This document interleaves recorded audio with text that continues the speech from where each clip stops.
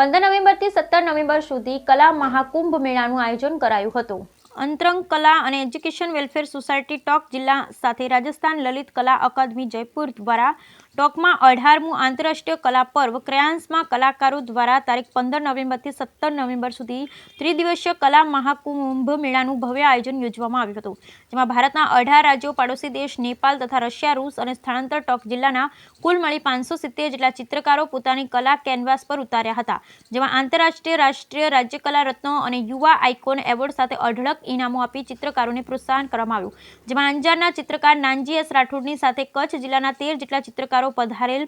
ખૂબ નામના મેળવી, જેમાં અંજારના ભારત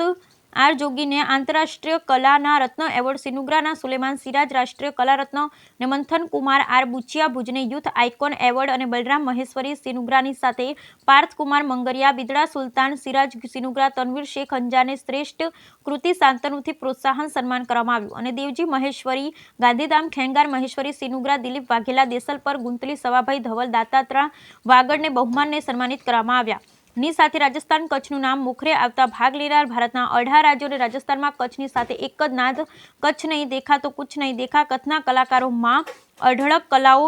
છે તો કચ્છમાં કેટલાય હશે તો ગર્વની સાથે કલા પર્વ ક્રિયાન્સના સલાહકાર સમિતિના અગાઉ આંતરરાષ્ટ્રીય એવોર્ડ વિજેતા